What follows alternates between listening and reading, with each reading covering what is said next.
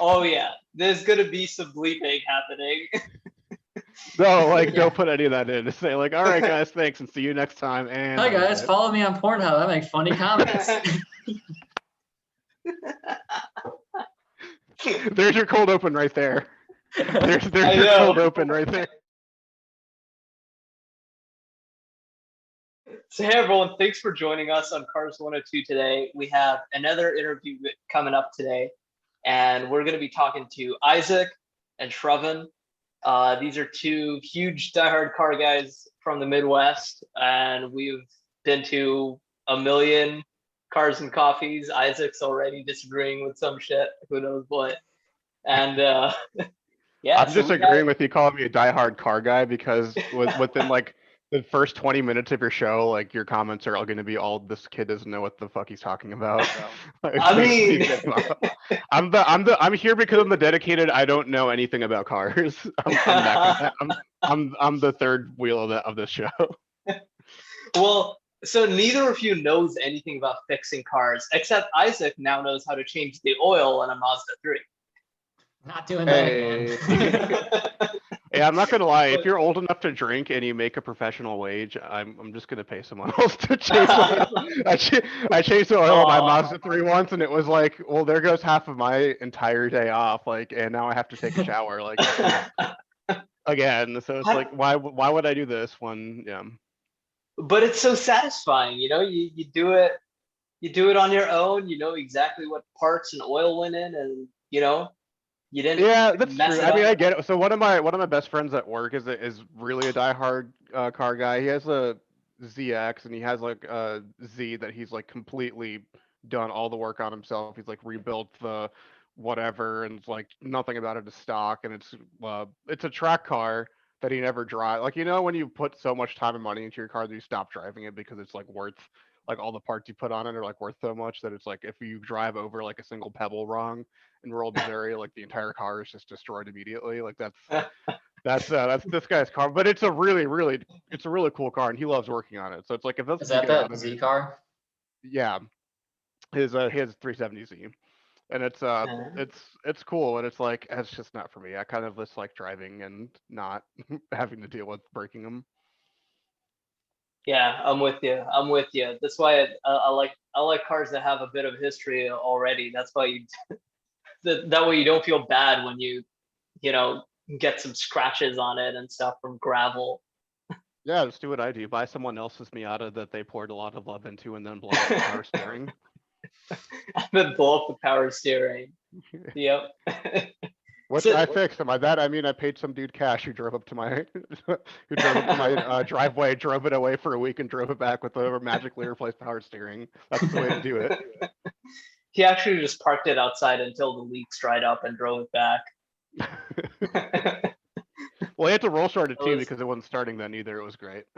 It was really the true pinnacle of like British road car feeling, where you have to have like some sketchy dude come to your house, roll start it, and then maybe you'll see it again. But at least there wasn't like a pool of oil like at the bottom, so not quite loaded status. That's true. that Japanese reliability for you. Right. At least there's no oil on the ground. At least there's no oil around. It's not like that brand new Ferrari we saw at Fastlane Classic Cars the other time. It was spilling coolant. So there was this Ferrari at this Cars and Coffee we went to, right? And every time we kept passing by it, we kept trying to see for all the viewers out there if the oil slick at the bottom had gotten bigger and bigger, and it drove off, and it was like legitimately a lake by the time it left. It It was was. great. It was. Dude, should we tell this guy that his Ferrari's leaking oil? It's like, oh no, I think he's just happy it hasn't like caught fire by now already. Right, exactly. It's like, how much did you pay for it again? He must have been so proud of being able to bring his own Ferrari to a car show, and it starts immediately pissing fluids on the ground. Well, like I don't think I would have believed that it was a Ferrari if it wasn't pissing fluids on the ground. True, that's true. Definitely a kit car if it isn't. But no, I mean, hey, instead of talking about other people's cars, let's talk about yours. What do you guys drive? We Well, love Monday. if we let Isaac start, it's gonna be too easy because he's just let's Honestly, let I've Isaac been talk. preferring to drive the Hyundai Elantra inline more than the Giulia recently. All right. So Pretty much what always is just your drive the garage Hyundai. from the beginning? What is your garage, Yep. Isaac? Okay, 2020, what year is this one? Hyundai Elantra inline, which I guess is new this year, and Is it then is a it new to 2018 21? Alpha Giulia. What was that, Trevin? Is it actually an N line or not an N line? Is it new to 21? The N line? Yeah, it was a Elantra Turbo or something like that last year. So it's got like that Huh. 201 horsepower engine that the Kia Forte GT has had, but it's like in the Elantra now too, because it's the same company. Kia You've and got Hyundai a act like they're different, but they're actually the same. you So it's forgot got the a DCT, and that DCT is quick, and basically it's nice and slow because it's only 200 horsepower. Slow because it's only 200 horsepower. Meanwhile, viewers over here with like 19 whatever 80 SL that goes like 0 to 60 eventually. And, eventually. I, Zero to 60, 0 to 60 if 60. the ambient air temperature is just right.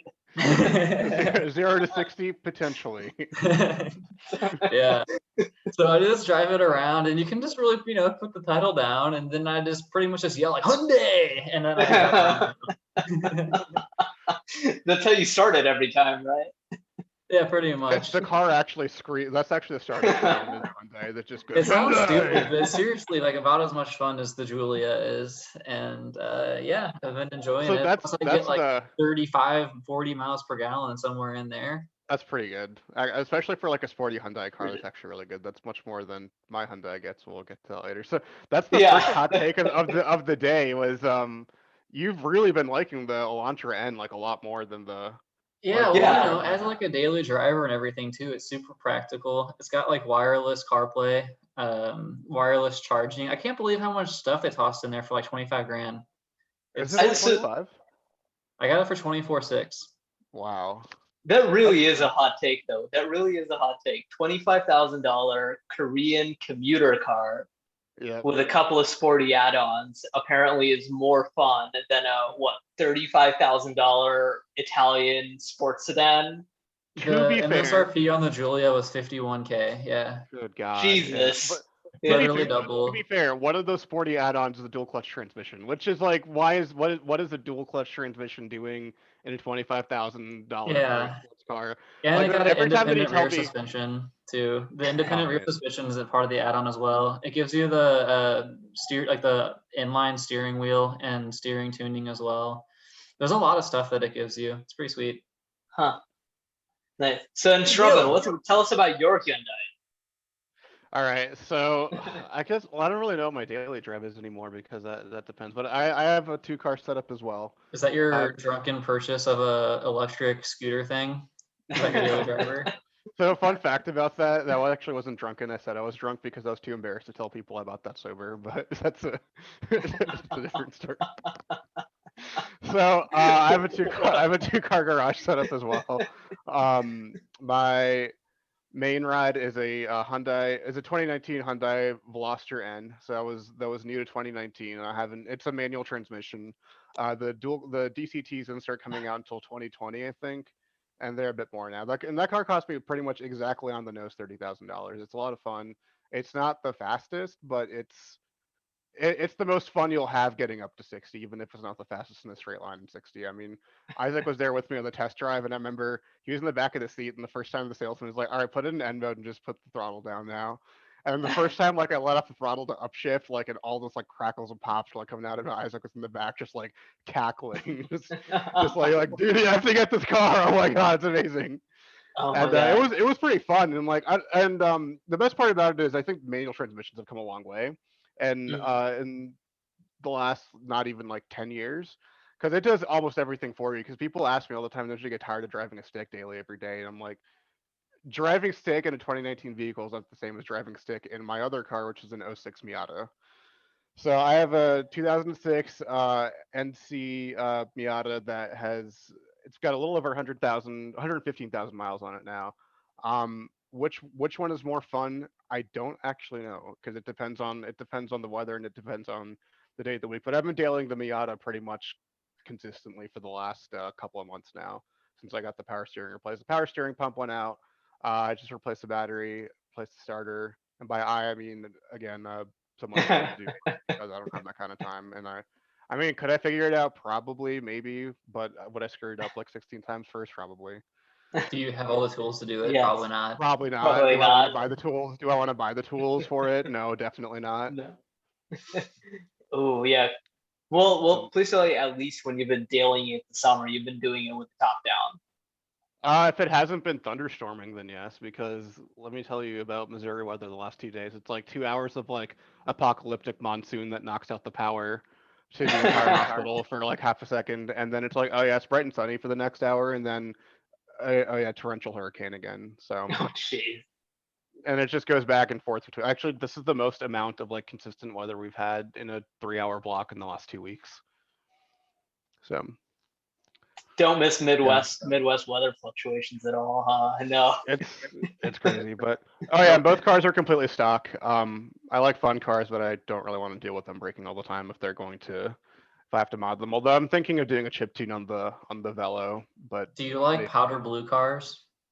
I Oh, that's true. so funny story about that That's because true. I was like dead set on getting a white one because I love the way the car I was coming from, which is a Mazda 3, was white, and I got that in white because I love the way the Type R's looked.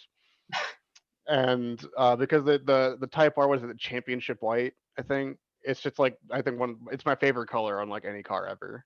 But It's just they didn't. white. It's just but It's it's literally such a, just white.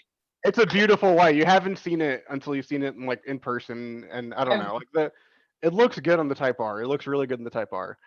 Um, but they were like, oh, we'll get. They kept like going down and down and down on the price, and they kept going up and up and up on like what they'd offer me for my car, like until it was like $3,000 past what it was worth, and I was like, all right, fine, I guess we're doing this. I guess. Well, you were trying to get like a white or a black one for extra money and extra time instead of getting the powder blue that was on the lot. And a way more interesting color, let's be honest. Yeah. Yeah, way more. I mean, it wasn't In really. color. It wasn't really my color until like I've grown into it a lot more over the years because it's well, A, it's Carolina blue. I'm from North Carolina. And B, I saw some guy on the Veloster forums who did his in a golf livery using that color. Like he did like an orange racing stripe with like the golf on the sides, and I'm like, okay, that's actually pretty Huh. sick. Also, Isaac and I big Sure. McLaren fan was, so Oh. I'm a McLaren fan. Yep. But I think the best product McLaren has ever produced was when they partnered with Mercedes and made the SLR. SLR, yeah. So Man, I yeah, saw, those are I saw a 570S yesterday that was in like a seafoam blue color. I didn't even know they made that color. It looked really sweet. yeah. There's no point to that story other than just saying that. That was it. That was it. Also, but I did just realize something. I think that means I have the most powerful car here. And it's also the Probably. heaviest one. The Escalade? The Escalade has Oh, yeah. 345 horsepower. It has only 345 horsepower. Only. Yeah. It has a ton of torque. What year is it again? 04. That's a lot of horsepower. in Okay, 2004. for 04 that is, but it's like for something that's like that much of like a fucking freight train, I would have for some reason I would have thought it would have been more than that. Yeah, I think it's rated 0 to 60 time is something ridiculous too. I think it's like in the 6-second range somewhere, like upper sixes. Huh. For an SUV that big that can pull 8,500 pounds. For an 04. Yeah. Especially. 04 That's really 3-row body on frame SUV with 8 seats that can pull Yeah. 8,000 pounds. Ridiculous. So Isaac, what are your horsepower Yeah. numbers again? So your Elantra N is 200. 201, excuse 201, you. Oh yeah, they had to put that one in there. Yeah, and it's like 195 pound-feet of torque, and then the Giulia is 280 horsepower, 306 torque. You still like it more than the Giulia. That's still blows my The mind. transmission's better, I can and believe it's that, yeah. 500 pounds lighter. But it's almost How'd that 100 horsepower down.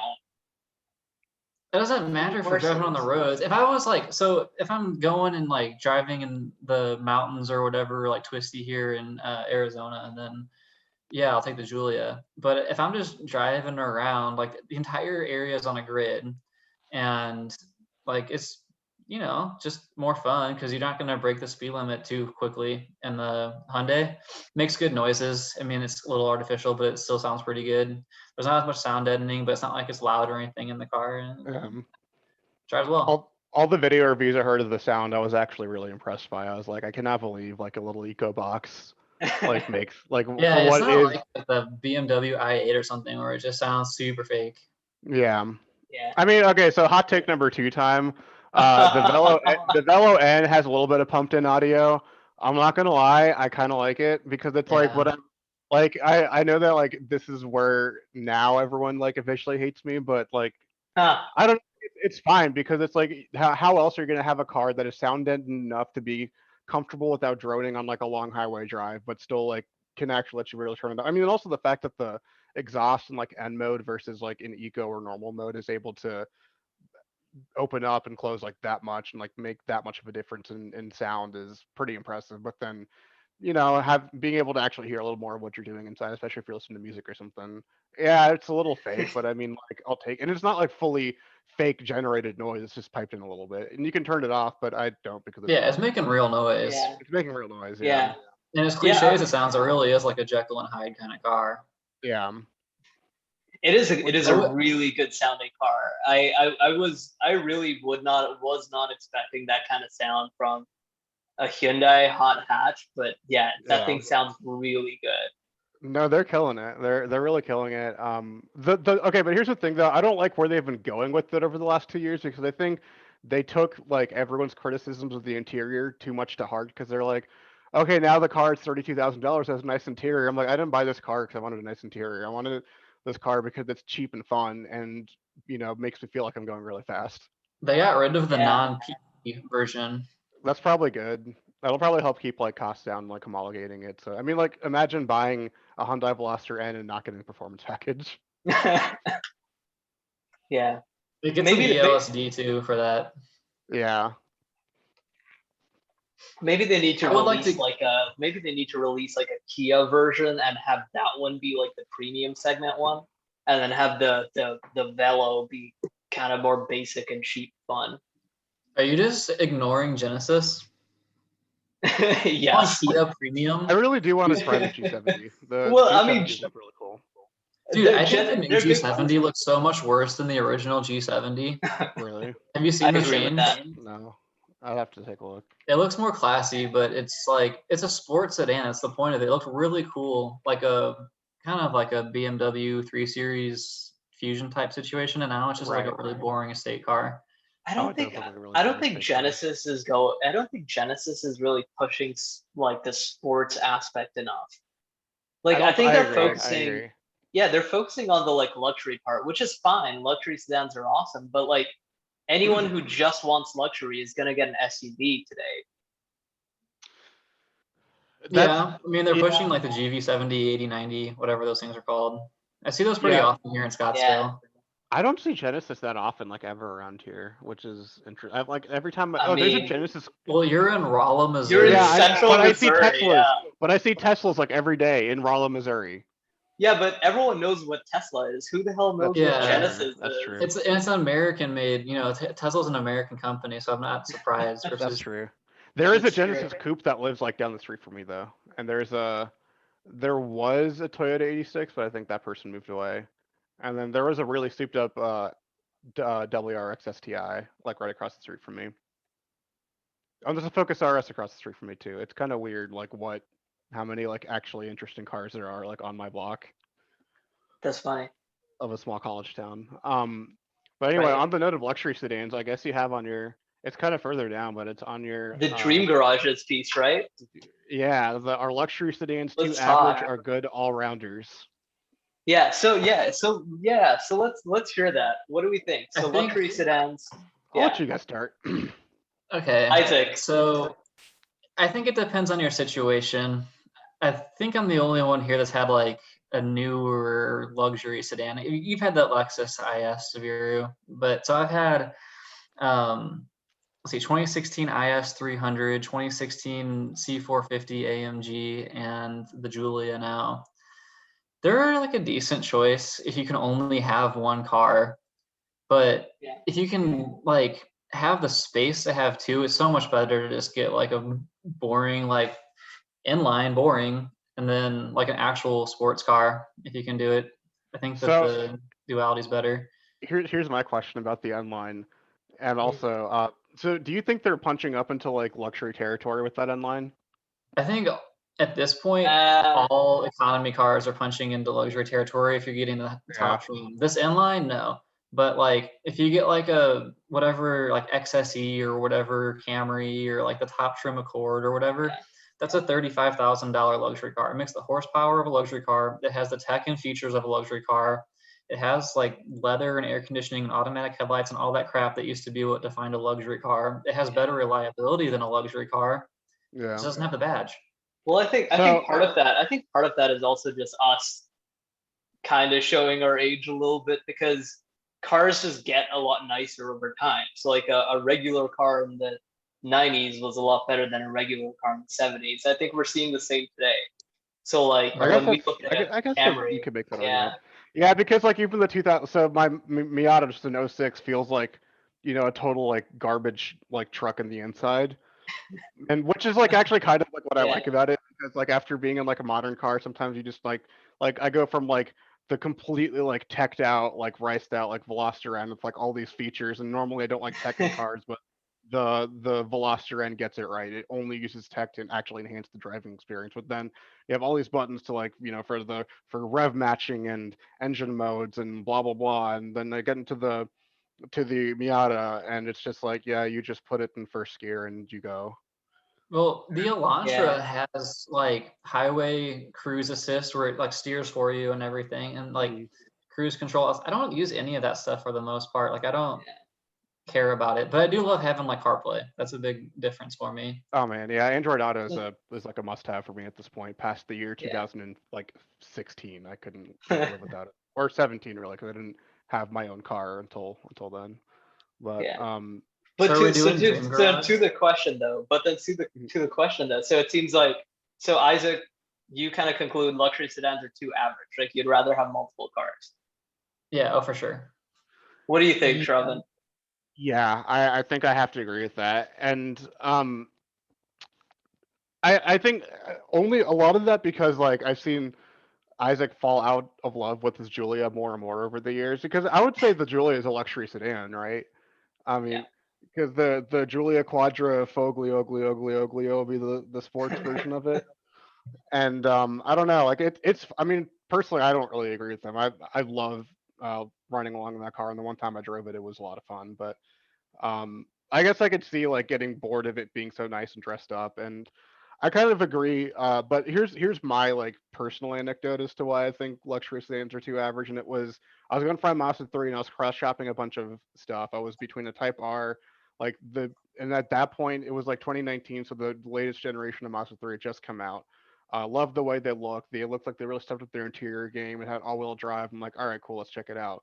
But then, like, and it was the first thing I drove that day, and it was just like, it was cool. I liked it. I sat inside. I was like, oh my god, this is like next level. This is Mazda, like, appealing to an entirely new segment that they've never appealed to before. Until I put my foot down, and that's when I was like, I mean, it's nice. I guess it pulls, and it's really nice inside, and the dash is nice, and the leather colors are great, and the exterior colors are fantastic. But it's just like it's too dressed up for me. It's like I'd rather be I'd rather be wearing jeans than the full suit and tie.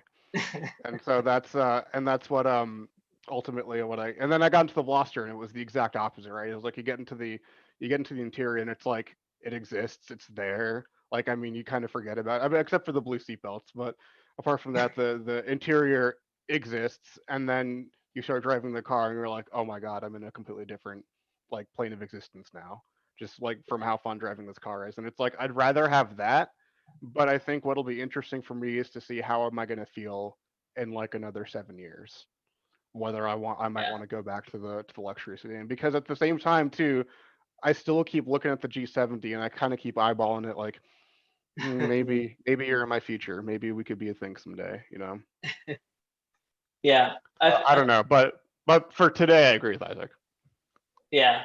I'm with you guys too. I I love luxury sedans. I think they definitely have some good strengths, and like you, I've been like vying for an S class for the longest time. Yeah. So like I would like to have an S class at some point. And but yeah, no, I think more and more when you do end up having multiple cars, you realize how much more fun that can be. So like when I when I had 3 cars, when I had the the 1980 450 SL, and I had my '07 Lexus IS 250, and I had my '04 Escalade, I found myself never driving the Lexus unless it was for a road trip. I would, if the weather was nice and it was like going for dinner or whatever, I'd take the SL, I'd take the Mercedes. Or if it was just like around town work or like weather sucked, I'd take the Escalade. But yeah, the Lexus got like no miles on it. But it's because it's like you actually get excited to drive the car. It's like it's almost like, oh, could I get delivery or pickup because I'm too lazy to cook today? It's like, oh, I'm gonna get pickup. I'm gonna take the Miata and throw the top down. Like, Yeah. I think the thing too, though, is it also kind of speaks to just how SUVs make more sense as a luxury, cushy cruiser Yeah. versus a sedan. Like you say, an S class, but I'd rather have a GLE or a GLS than an S class. But I think I'd be Mazda CX-5 or CX-9 all the way. If I was gonna go with a really boring like normie car, it would just be like a Mazda CX whatever. Like I don't care at that point. I think I was talking about the one time where I think a luxury sedan still outperforms a luxury SUV is on the highway. Like it just feels so much more comfortable cruising at 80 miles an hour in a sedan than an SUV. Like it feels more. I don't agree. No, I like on the highway. I like having the visibility up higher so I can see over people, so I can see what I have to do, and it lets you drive smoother because you can look further ahead and like time your brake and throttle responses earlier. I just do the thing where I pull out to the side a little bit, like I'm a racing driver, and then if there's no one ahead, then I money shift and then show them how mad I am with them. I'm gonna call an early prediction here. If you're wanting some early predictions and saying that EV pick-em-up trucks are going to be really popular. Yeah, they're really improving how they drive, absolutely. like trucks in general, and then this pure space that a pick-em-up truck provides. You can put so much battery in there; it can go so far, and it's super practical. You can put all your entire life in the thing. Like, why would you not get the this? form factor makes sense. The form factor just makes sense. Yeah. Yeah. Also, is also calling pickup trucks pick 'em up trucks? Pick 'em up. Yeah, Is anyone? That's like, is that what they used to call them in like 1953 or something? So if if in a future where electric trucks were big and they were everywhere, would you just have one car? Like, how many cars would you have in your garage then? Well, I'd have a pick-em-up truck, and then I'd have a sports car. Yeah, I agree. And then you can tow your sports car with your pick-em-up truck to the track or wherever you want to go. I agree. I think it's all about like, I mean, I think we're at a point already where I think it just makes too much sense for cars to not just already be electric. Not for any kind of environmental reasons or anything like that, but just because of the fact that it's like, I mean, from a cost savings perspective, on most like, and I think even if you don't own your own home, I mean, I don't, like there's enough like public charging things that it's a bit of a lifestyle change to just say, all right, well, I might have to go and get the car charged today or something and get some shopping done while I'm doing that. I think in the next 10 years we'll see. I'm really curious. Like I'm really excited for the F-150 Lightning to come out. I think that could be a home run for Ford, and I'm interested in it. I don't even like Ford. Like they're one of my least favorite brands. Yeah. No, but no, I'm with you. The Lightning. I mean, the F-150 is the best-selling car of all time, like the best-selling vehicle of all time. So yeah, like having a luxury electric version of that, I don't see why it wouldn't be. Why you wouldn't? Yeah. And it'd be the absolute quietest thing ever. You have space. You have, I mean, you have performance. You have power. You have the practicality. There's like zero downsides to it other than it's less fun probably, but that's it. They're blast. Like it's not less fun. It has a lower center of gravity than a regular truck. It'll handle better. I mean, yeah, it's a little bit more fun than your average truck, but it's like, it's like I have more fun driving the Miata a lot of times than the Veloster. But if it Just has a for- lower center of gravity and it has more Yeah. horsepower and torque, I don't see where it's worse like to drive than like a a gas powered truck. Well, no, that's if you're comparing to a truck. What I'm saying, you would still want to have like a sports car, or A whatever. sports yeah, car, actually- yeah. like actually Yeah. have fun in, yeah. Yeah. So I think it would be similar for me. I would still want 3 cars. Like I would want a big SUV of some sort and then like a fun little sports car, but I'd definitely want something that's like highway missile, like sit on the highway at 95 miles an hour all day long and not skip a beat. Corvette. in Mexico. Corvette. In Mexico. In Yes. Mexico. Corvette. Corvette. Corvette. I'll add Corvette. has enough trunk space for like a week's worth of luggage. Corvette. Does a Corvette have that truck? Not a week's worth. Yeah. Yeah, it is, come it on. is. You go like a Have you seen weekend. those space? We're talking C. Are we talking like C1 through 7? Or talking C8 here? Because C1 through 7 will have space for a week of luggage. Are the trunks that C8 might big? too. Yeah, they're huge. The hatch space is huge, dude. Huh. Check But it out I mean, sometime. it's not that comfy though. Yeah, I'm No, definitely gonna check it they're out. comfy. It's not that Corvettes are comfy. Corvettes are the ultimate old man grandpa cars. Like they are absolutely extremely comfy. With the Well, big You can get wheels and no Magna-Ride on most of suspension them now travel. too. Oh What's yeah, that? Magna-Ride is nice. Yeah. Magna-Ride is really nice. But Like, I mean, first they and have foremost- huge wheels. They have like huge wheels and no suspension travel. It's not going to be like an Yeah, E-Class that just kind of floats. Whenever I've ridden or driven a Corvette, I have not felt beat up afterwards. I've driven like you're gonna get more beat up driving in a Honda Civic than you are in a Corvette. I believe that. I have to believe that.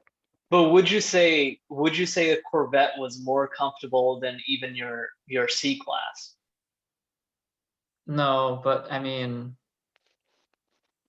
it's like Well, a that is was- this uncomfortable or not situation, and both of them just fall in the no, it's not uncomfortable situation. Yeah, 'Cause I I feel don't know like- that it's worth like comparing like comfort of one to another. It's like I feel like it's either you forget about it or you're sitting there thinking like, man, riding a Shroven's Veloster in N mode is really annoying because like you're going over like that one pebble like half the size of a penny. I mean, unless we're talking about like Rolls Royce level like comfort here, like it's Yeah, all fine, exactly. you know. Yeah. Yeah, Half well, I the mean, people you just don't notice anymore. yeah, that's fair. That's fair. But like, I feel like there is like a time at which you start noticing, like no one would say my Escalade is an uncomfortable car, but after 10 hours of driving, you're kind of ready for the trip to be over. But in the Lexus, like it wasn't that way. Like in the Lexus, you do a 10, 12-hour stretch and not feel a thing. Like I literally drove from St. Louis to Toronto in one day, just stopping for fuel. Okay, that's true. Yeah. So at that point, it becomes like a trekkability almost. Like how much can you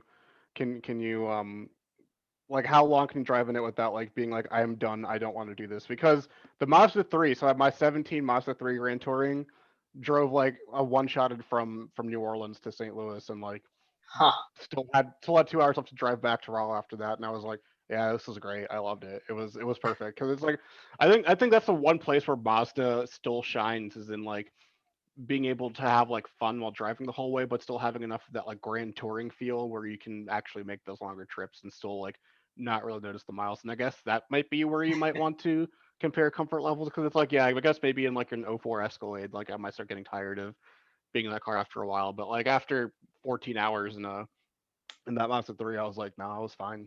That was great. Let's do it again. I think that makes sense. I think that makes sense. So I mean, so continuing on this, if you were to have just your perfect number of cars and any cars you can have, what would they be? Okay, so with number not being an option, I think I have 2 of them already. I think the Veloster N is in my dream garage. I think a Miata's in my garage, although I'd probably get On I'd an probably- unlimited budget, that's what you would. Are we doing unlimited budget, or we're talking like unlimited number of cars. Unlimited number is coming up. Cars, yeah. Yeah. So those 2 are already there, but I'd probably change the Miata out for like one of those like bright orange like anniversary edition ND2s. Because I drove an ND2 once and it was just like finding the holy grail. I was like, holy shit, this is the most fun I've ever had driving a vehicle, period. Like I don't care. Nothing else I've driven made me have as much fun as that ND2 I drove that one time, and I still like think about that like every day. Like I don't care what anyone says, like, but there's nothing like driving a Miata. And I mean the NC is fun, but it's not like it is leaps and bounds of a difference between the NC and the NT. I'd have a McLaren. I don't know which one. Just Isaac can pick my McLaren for me because we have unlimited money. So Isaac is now like my contractor. All right, you're getting an F1. Okay, yeah, I'll do Yes. McLaren F1. Perfect. Absolutely, hell yeah, I'll do that. Um, God, probably some sort of electric vehicle for the hell of it. I don't know. Come back to me. I'll have to think of some others. Just an ideal That's two-car fair. garage. Well, Not two, just any number. Any number of cars, whatever you think you'd be happy owning. well, I you don't know were- if to go with like a budget or not on mine is the thing, because now Shravan's talking about McLarens. If you had Ed So, Bullion, fuck you I money mean- in garage space, what would your garage look like? Just keeping it like Yes. normal enough, I guess. I'd go with like, I don't know, I just have like a normal daily driver car, something practical. I don't know, like a, like a Ram Rebel hybrid. I think that'd be pretty sweet. A daily driver. I was so sure you were gonna say a Hyundai Elantra and mine. I was thinking about it. We saw it across your face. Yeah, and I was like, maybe actually, but I like the practicality of having like a truck, and then just get like whatever sports car. I'm pretty interested in the C8 Z06 coming out in a couple of years here. That should be pretty sweet. Nice. So I'm just gonna pick like whatever like unlimited budget thing I would want to be like, oh yeah, let's go with like a 765 McLaren. That'd be fun, like Spider. Oh yeah. I'm not gonna pay like 400K for one of those. That's a waste of money. But yeah. Oh, Fair enough. BAC mono. I could have an actual proper track car, like an open wheeler. BAC monos in mine. That's a good one. That's a fun one to have. You'd rather Go have for that track over like days. something like a Viper ACR that's just as fast and can actually drive on the road. No, I'd rather the BAC It's- mono. But you can put your groceries in an ACR. You could take it to Walmart. Isn't the mono technically street legal if you don't have it on slicks? Yeah, but where are you gonna put your gallon jugs of Arizona iced tea? On my lap. That's fine. I'll make it work. There's no airbags to worry about, right? It's exactly like, I mean, here's the thing. At the end of the day, if there was a BAC mono in my garage and I could have it on road tires and drive it to the grocery store, I would find a way to make it work. Like, I mean, you can't tell me that you'd have that in your garage and be like, yeah, I'm actually gonna not drive this today. You could go to the grocery store, do your shopping, and then call an Uber to take the groceries back to your house while you drive the mono. Yeah, I mean, we have that bully and fuck you money, so exactly. Exactly. In All that right. scenario, so. I'm changing my stuff because I thought about it more. So I'm going Okay. with unlimited everything garage. I'm gonna do 4 of them, 4 cars. So I'm gonna do 765 LT Spider from McLaren. I'm gonna do a Lotus Evora GT. I'm gonna do a Ram Rebel, and I'm going to do a E63 wagon. Oh, I like that. I like the E63. That was gonna be on my list. Is it? I was like, Very- I yeah, kind of I want to think- get like a luxury car in there, Okay, I think I've got mine. So the Okay. Hyundai and the VN, ND2 Miata, McLaren 570S because I'm humble after all, and a Civic Type R, and I have the BAC mono for like an actual track car. So you get a Veloster in and a Civic Type R. Interesting. Why not? Why not? I guess you don't have anything. I need to have- super- I need a practical vehicle like in all of these. So. You don't have in something. person, You don't like, have on the anything road. like extremely practical in there. I mean, it's like I guess you'll be renting U-Hauls occasionally. I don't know. The Type R looks pretty practical. It has a huge hatch. It has a It's bigger huge than the hatch, regular yeah. Civic hatch. Yeah. And the 720, 765 McLarens on the road look much better in my opinion than the 570 and 600. Oh really? Like in person, I Yeah. think they look a lot better. I agree with that. I agree with that. I think my perfect garage would probably be. I think it'd probably be 4 or 5 cars as well. I would have just for kind of around town commute, also just for fun. I'd have a Fiata. Yeah, I Fiata's a good love pick. the Fiata's a good Fiata. pick. The Fiata's Um, awesome. It's so dope. it's such a great car. I lose my For mind every time I see one on the road, especially now yeah, that they're a bit discontinued. oh yeah. Why For would you like, want a turbo Miata that makes less horsepower? it's Because just it so looks much cool. more fun, and it looks amazing. Yeah, I think Because the it looks ND cool. looks better than the Fiata. I've driven I only like like the all of Fiata them. because it's more rare to see. I don't think it actually looks That's probably true, honestly, but I don't care. Like I mean, like, I do think Honestly, that the ND looks better than the Fiata, but I don't care. The Fiata's still really cool. Come at me. honestly, I drove an ND, and you're gonna hate me for this, but I did not enjoy it that much. I Me enjoyed the neither. Fiata way more. Really? I didn't even Yeah. driven a Fiata, but I I didn't like the ND that much. I'm like, yeah, this is because really he drove an disappointing. automatic, Isaac. It's not Still, fun. it was still It's not- an Indy too, and the problem was it was just like slow. The Yeah, handling was like, it's slow with an automatic. Like it's not gonna actually feel fast unless you're rolling your own gears. Miatas are the slow. Like Yeah. that's the only way you can make an automatic car actually fun is to make it fast. And if I it's think the gonna feel inline like is more Miata, fun than the Miata, even though it's making like a similar amount of power and it's also an automatic. it's faster though, and it's got a better Those transmission. are They're fighting pretty words. similar speeds. I do like the 7,300 red line though on the ND2 over the ND1, being able to rev it Huh. out a bit more. It went from 6,500 to 7,300 in like 19 or 20. Yeah. And that was Yeah. nice. And then I think the big thing is just the convertible aspect of it is just awesome. I love convertibles. Yeah, convertibles are great. Back to Yeah. which. Anyway, second car. So first car, Fiata. Apparently controversial. I think anyone said second Fiatas, car. I was gonna find an argument. Second car, opposite end of the spectrum for like bad weather and like having tons of space or whatever. Land Cruiser 200 series. Oh my god. Complete tank, completely unstoppable. Going that over a Defender, like a retro Defender.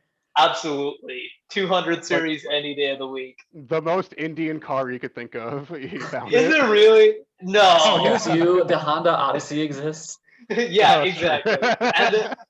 And the Toyota Sienna. Don't forget That's that. We're talking all cars that my family have all owned at some point. Oh damn. I'm just waiting for you to have like What's- 4 kids and have like a Honda Odyssey Type R type situation. Yeah. Turbo Right. light, put like a fake wing on the back. Some Put like a stupid shit. giant like F1 wing. Right. Have Don't worry, DRS, I'll Like trans swap it out for like a manual. Like, oh my god. I'm gonna redeem myself. I'll redeem myself with these next few cars. So third car, just like a kind of a flex car just for fun, like cruising supercar, SLR. I mentioned it earlier. Yeah, that's a good car. Best sounding car of all time in my opinion. Then much is second, that like SLR? more extreme, a bit more extreme, Koenigsegg, Agera. I definitely like out of like those like hyper exotic cars, I like Koenigsegg probably the most. Oh yeah, I don't yeah, like they're Bugattis amazing. much. I don't care. Like I'm I don't with something you. about Bugatti. They just seem a little too boring and a little too soft. Yeah. But like Koenigsegg, Yeah. they just look right, and I mean, you know how much attention's gone into making it, and the numbers are all ridiculous. That electric Koenigsegg sedan thing, that would be sweet if I like had like a legit unlimited budget. I don't even know what it's called, Yeah. but it looks really cool. Oh, yeah, I can't remember either. And then last car, Highway Missile. I was gonna say S class, but that's still a little too heavy. I feel Does that like talk you out of it? Does that talk you out of it though? I love the S class. I still love. It's like the closest thing to just being in a private jet, or at least what I imagine a private jet would feel like. It feels like first class. It's Look just at this guy who hasn't amazing. been in a private jet. That's a really cool description. You've like actually sold me on this elevator pitch. Yes, perfect. S class. It's amazing. But You still I showed would him, but you're not say- in on it yourself. Yeah, I think I would actually go a step down. I would join you in the E class club. I would I was get an debating that when I E63. was picking it, but I want the wagon. Yes, I love the wagon. And it's amazing, because if any normal human being looks at an E-Class wagon, it just looks like in their head, it just looks like a Roadmaster. It just looks unremarkable. But the thing Yeah, is, I think it blends in a lot better than the S-Class. yeah, The definitely. E-Class wagon is like the most subtle way that you can like drive around in a $100,000 vehicle. Yeah, agreed. And like the most, it's like the fastest subtle car probably as well. I don't even care about that, honestly. I will say this for the SLR. I'm looking at pictures of it on my other monitor. I think it's gonna age as timelessly as the McLaren F1 has. Like Yeah. I don't. It just keeps looking like just as good every year. And there's this really good picture I found of one in like orange and black. And Yeah. man, yeah. I mean, it's like list of timeless cars like Mercedes SLR, McLaren I like the F1. rear of the Yeah. SLR, but I think the front is so ugly. I don't think it's ugly.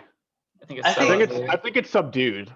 I hate that like Yeah. built-in badge thing that looks weird. That makes it look like it has like a nose missing or something on it. The headlights, I don't like the way they look either. I think the back looks really good though. I will say I will agree they made a couple of mistakes with the front. Like one that like the nose was supposed to emulate an F1 nose. I think that it doesn't look Oh, good I in see it. I pictures. see Yeah. it. I see it. I see it. Yeah. It doesn't look good in pictures, but in person it does work. And the headlights are based on the regular SL. Okay. I think I like the SLS more. This is Yeah. very late 2000s styling, though. Like very, very peak late. Like, it is dated Yeah. somewhat, but I still think it's timeless in the same way. I mean, like you look at a McLaren F1, and you're like, yeah, this is early 90s, but also like, damn, it still looks good today. Yeah, I think so. You can definitely like I went and looked at an SLR earlier this year, just for fun. It was at a dealer nearby, and yeah, you look at this thing, and it really does just look like a brand new supercar. It Yeah. does not look like it's from the mid 2000s. No one would ever be able to tell. It still looks modern. It hasn't really aged. It just kind of maintains its elegance, its beauty, I guess. Yeah. Yeah, and you know what was really ahead of its time was the maintenance costs. I think maintaining one is like you have to get it serviced every year. Like so there's it's like a minor service in 1 year, then a major service the next, then minor, major, minor, major. And like the minor service is like 25 grand, I think. And even if I had unlimited money, I just don't even want to deal with that. Like that sounds terrible. Right, like every 2 years, like the Okay, but major if you had unlimited money, you wouldn't be dealing with it. You'd be paying someone else to deal with it for you. Okay. Anyway, so. Yeah, So- this is not a car you can service yourself. Like every second year at the major service, one of the things is they have to change the spark plugs. And to change the spark plugs, they have to take the engine and transmission out of the car. Oh, that's like how it would cost like $50,000 to do an oil change and like what is it, like a Koenigsegg or something? Yep. Would it's you literally rather all have that over like a Ferrari F40? Oh, I'd like Yeah. the option to crash the car and not immediately explode. So yes. Also, the SLR is, the SLR is also like a properly comfortable car. Like you It does can look drive it. It does wherever look it. you Yeah. want. Whereas the F40 comes from like that era of like Lamborghini Countach and stuff, where it's just like you're in the car for like 10 seconds and wish you were dead. Instead of, Exactly. like inside this, like why am I in this like cocaine fueled piece of shit? Like I hate this. Please get me That's out. part of the allure, though. No, the allure is that you were too stupid to know any better when you were 5 years old in the 90s. That's Exactly. the allure. That's all of it.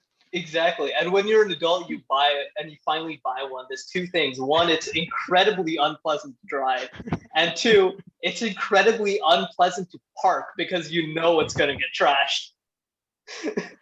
Like, you would be too scared to take that thing anywhere. I mean, like, if you saw anyone like driving a Countach in real life anywhere, it'd be like, I mean, I would trash the person because it's like, why are you doing this? Yeah, like, you had this much money and this is what you chose. Like, I will bully the shit out of you. Exactly. Well, I don't know. I've seen like a Diablo out and about, and I'm like, oh, sweet, this guy's actually driving a Diablo. Like, who does that? So let's move on to F1. Let's talk F1 now. And Isaac, has a controversial, potentially, opinion. Hot take. Hot take. Let's go. Hot take number 3. take. Are we at number 3? Yeah. All right. Max Let's hear Verstappen it. greater than Lewis Hamilton. Controversial or no? I'm saying not controversial right now. I'm saying yes because Red Bull's been working on their car a lot, and Mercedes is saving for next year. But Yeah, I'm gonna agree with taking- Shravan. no. Here's the thing though: is I think he's on Perez par and with Lewis Bottas Hamilton. have been performing about evenly, pretty consistently, and like Max is kind of spanking Lewis at this point. I think that those cars seem to be more tailored for their number 1 drivers, and I know they're like, oh, we don't have a number 1 or number 2 driver. Like, oh, like shut up. And like, it's obvious, like that Lewis Yeah. and Max are the preferred drivers, and Bottas and Well, Perez are with the the number 2s. tailoring, Max Yeah. is faster than Lewis. With They're the both tailored tailoring, to I each think of them, so, so I but- think that's a moot point. I don't No, think I you can think- say I don't think you can say Max is better than Lewis yet, because Lewis still has an insane track record. yeah. I'm not saying And- that. I'm saying current Lewis is not quite as good as current Max. I'm not Mhm. saying Max is 100 and Lewis is a 50. I'm saying like Max is 100 and Lewis is like a 93 or something. I think if you, Huh. I think if you put them in an equal car, it'd be about dead even. I think you in the put- same Yeah. car, I think I think- Max would beat Lewis pretty decently. I don't think so, but I think that my mind is open to be changed over the next rest of the season. I expect a repeat in the Red Bull Ring this week from last week. I'm barring something crazy happening, which Red Bull Ring can surprise. It's a fun circuit, and I'm actually surprised that the Red Bull Ring has been the most boring Grand Prix of Formula One season so far. Usually Monaco. it's It's crazy. usually You guys are like so steeped in all the F1 lore and controversies now, but like we only like all of us only got into F1 like less than 2 years ago, right? Tried to Yeah. survive, baby. Yeah, I Yeah. guess that's a good note to end it on, and we'll talk more F1 next time. But all right, Yeah. so Isaac and I are brand new to F1. I thought you were like you'd known about F1, but you're like, oh, it's boring. I don't really care. And then you kind of came back to Yeah. it because Isaac and I had gotten into it. So basically, You've been watching for like 3 years. it's going on 2 years. 3. No, it's a little over 2. It was 2019, 2020, and 2021. Okay, so we're on our 3rd year of watching it, but Really? we've only watched it for 2 years. Yeah, so it was like my girlfriend's graduation weekend, and her family were in town. So my mom and I were staying in like a different Airbnb, and during downtime, like if she was like napping or something, I was just watching Netflix, and it was like, oh, there's this series called Formula One Drive to Survive. I'm like, all right, whatever. I've heard of this Formula One thing before. Seems kind of cool. And then like immediately hooked, and then I was like talking to Isaac about it because I was like, oh well, he's in a car, like he might like find this kind of interesting too. And then like same thing with Isaac. I feel like immediately you're just like, oh my god, this is so cool. And then I feel like we've showed it to a few other people too. Like we showed it to one of our college professors who now like watches it with us on Discord too, and he like was also just immediately hooked. And I will say this to Drive to Survive. It's not like the best show in terms of like presenting things accurately, but I mean, and it takes some artistic liberties, which is fine.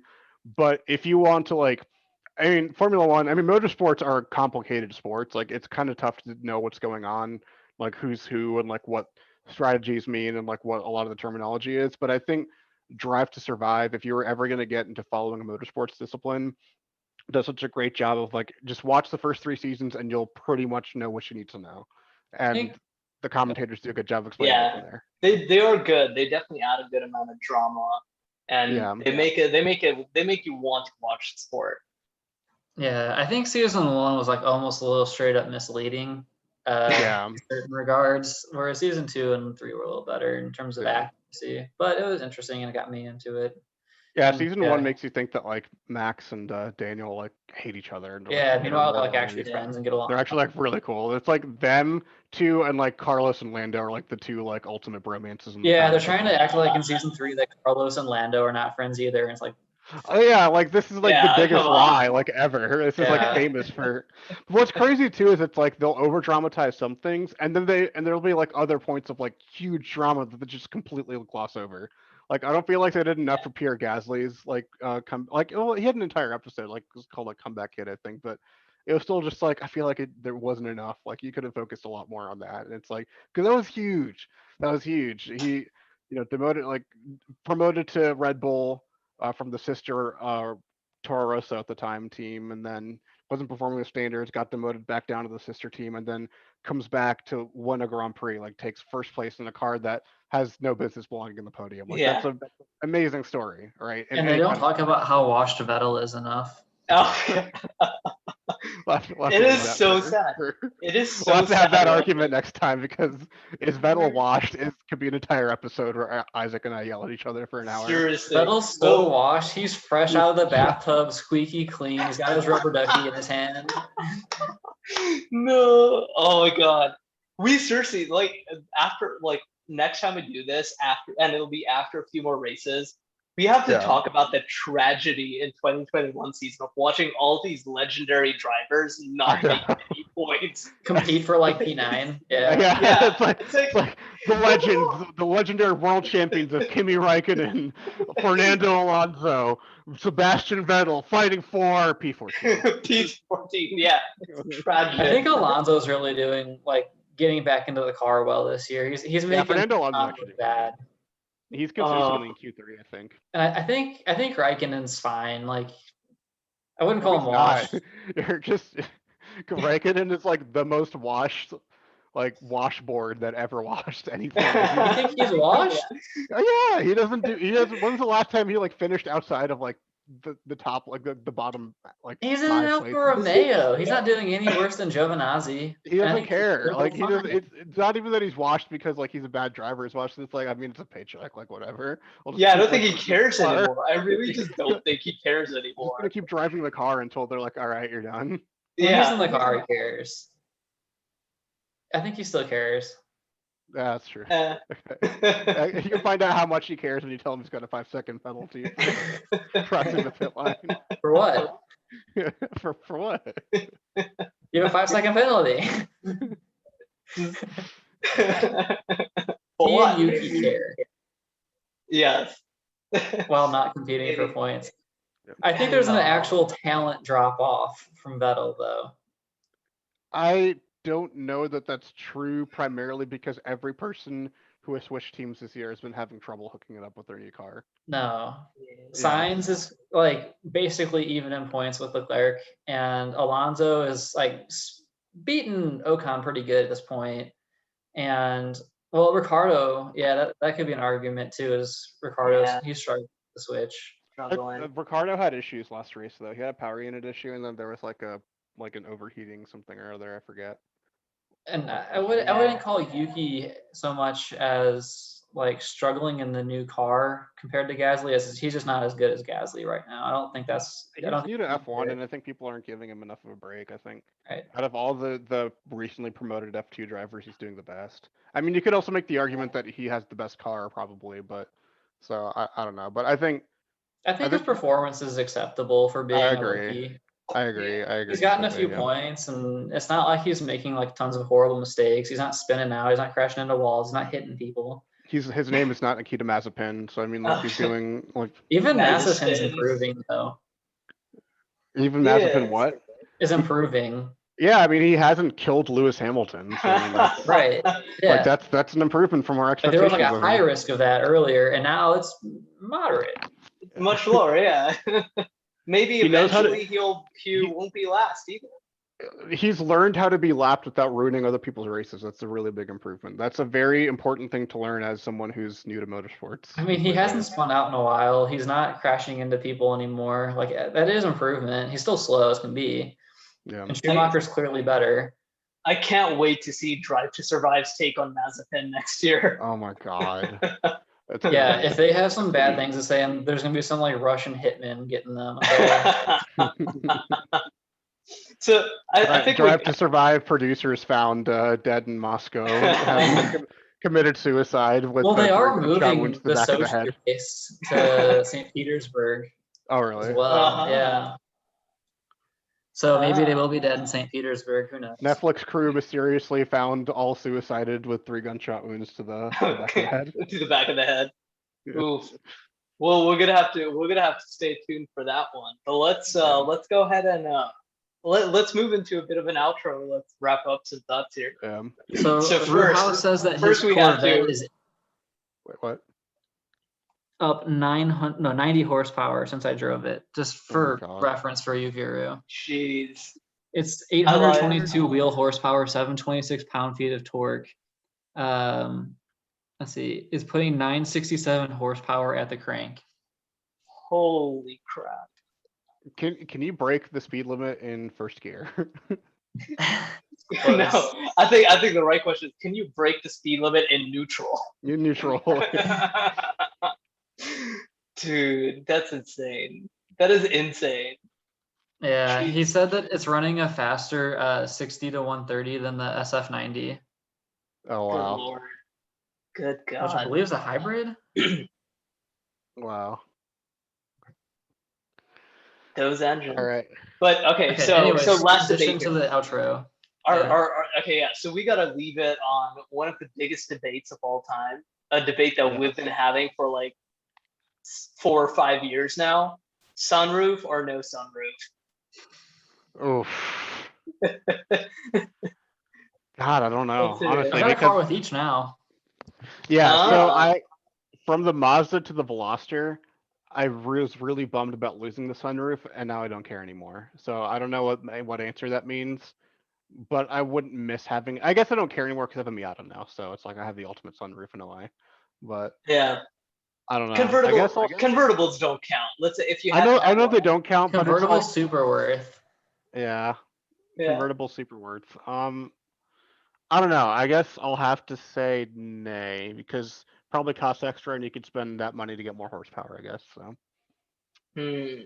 Okay. It was included in the N line. And So I I've had bet it you for are about a really month upset now. about that. Do you like it? Have you turned over? Have you converted yet? I've opened it once.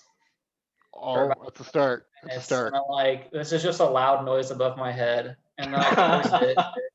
And then I forgot to put the little screen part back over. And I'm like, why is the car so loud? This is dumb. And then I was like, oh, I gotta close the screen thing again. And then I closed that. So I don't use it still. I don't like Wait. it. It should not be making noise. There's wind Just noise from- because the extra screen blocks the extra wind noise of just going over the closed sunroof. I think you have a leak somewhere. I never once No, it's not a leak.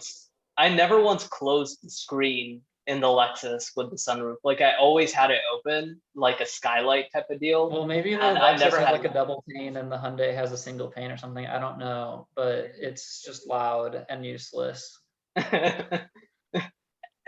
And So heavy. loud.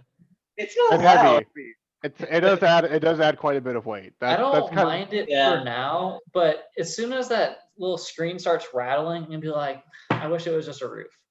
yeah. Yeah, I don't know. I'm a big sunroof fan personally. Like I think it's worth the weight, worth the extra weight, because it makes the car feel so much more airy. Open. Yeah, it Yeah. feels so much more open, and it's just How fun. crammed in are you? I mean, in like a sports sedan or something like that, yeah. I mean, it's really nice having the extra, the extra light. The panel roof is kind of cool. I think that kind of adds a little That bit. counts. I would say that versus- counts as a sunroof. No, a sunroof is just when it's over the driver's seat, and like the front seats. I mean, Yeah, and I But don't it- think it but- does anything except for make noise. it's not even that loud. I could take them or leave them. I could take. It doesn't 'em or- let I air really don't in. care. It doesn't cool down your car. It doesn't feel like you're outside. Like Yeah. a convertible is way better. I agree. A Convertibles are convertible is awesome. way better. I think you can make the argument for nay because convertibles are better, so just get a convertible. Which one it's like, yeah, that's sound logic. I think that adds up. I think I agree. Like I definitely agree. Actually, convertibles are more fun than a sunroof. Like it's a totally different experience. But if I were to Like it- have a fixed roof car, I definitely would prefer it to have a sunroof in it. If you're gonna add weight for a sunroof, you may as well add more weight and make it a convertible. It's not even the weight. It's just like the on. rattling noise. Well, I haven't That's had any nothing. rattles either. I don't know. I don't know what you're talking. Yeah, I How don't you know had what you're such talking bad about. experiences with I Sunroof. think Hyundai confirmed for city car manufacturer. No, no, no. Yeah, I think It so. rattled in my Mercedes. It's rattled in the Lexus. It rattles in everything. It just eventually gets a little rattly. It rattles in my dad's Volkswagen too. They're all rattly. I think I've rattle never is a had a little Sunroof. dramatic. I think what it's like, it's a really slight like jitter is maybe what you mean. But I'm if you're actually sensitive to surprised it, at how quiet soft top convertibles are inside. they can Yeah. get pretty well. I mean, the Miata is not quiet inside, but if I have all the windows pulled up, I'm surprised that it's like, oh, it doesn't sound like I'm standing right next to the semi truck in open air, Yeah, which it makes you a bigger basically Which difference is, than expected. I mean, that's exactly what it sounded like Mercedes with the roof up. It sounded like you were driving through a hurricane. It was pretty bad. With the roof up. With the roof up, with the soft top up, yeah, the Mercedes was pretty loud. So I Those always drove advances it they've made down. since the 80s. Yeah, it's 'Cause, like, ridiculous. I Remember think the you one could time like we had to daily put your drive like a Mustang EcoBoost or GT convertible like pretty reasonably, especially here in oh Phoenix. yeah, Like that's easily. that's not a bad choice for like just like a normal daily drive. You don't even have to be like a car enthusiast or I mean, anything. there's a Yeah, reason why Mustangs I are so agree. popular. It's because it really does like check off almost every box. Like I toured a Mustang once wanting to hate it, and then it was like, fine, this is a good car. All right, you win. Yeah, like the biggest complaint I had is those seats were so uncomfortable. And like the Yeah. I like interior's them, but crappy, but like it's fine. But like the seats are bad. But like in terms of how it drives, like it's not bad and it's not like a terrible muscle car where you can't make a turn or something. And then yeah, the convertible's actually good on it and yeah. it drives like a normal car. So I was impressed. And it's fast. So True. Huh. All right. Yeah, I mean, I feel like we can go on a whole another set of tangents here with convertibles, but yeah, That'll have to be for next time. it will have to be for next time. Any last words, guys, before we wrap up? Do you care, kill. do you care if I plug my? Yeah, plug away. Just look up my name, Shravan Prasad on YouTube. I do piano music, as you can see right behind there. That's it. It's not that interesting, but yeah. That's all. I don't know. People plug their things on podcasts and their guests on it, so I figure I might as well do mine. So It's perfect. It's new perfect. new videos out whenever I do them. Yeah. That's about the consistency we have on this channel as well. So Exactly. So like this is the Viru consistency you know and love, and you'll get from me too. Perfect. Isaac, are your YouTube channels plugged for us? I don't do any of that kind of stuff. Do drugs, kids. They're fun. That's your friendly neighborhood pharmacist advice. Thank you, doctor. Yeah, that is true. Do drugs and then drive. This is medical advice. It counts as legitimate advice when it comes from two pharmacists. Oh, don't call me that. This is a parody and this is a joke. You cannot legally hold us responsible for Put a big all disclaimer the, on all the the kids screen. who. Oh, nice. Well, thanks you guys for joining. This was a ton of fun. Yep. Let's see if we get deplatformed or not for all of the keywords this is going to bring up. I was wondering how close they're gonna cut it before we even started. I'm like, someone's gonna say something. Yep. I did, and I was like, all right, just please cut that. Just cut that. We're trying to be good Cut over it. here. Trying.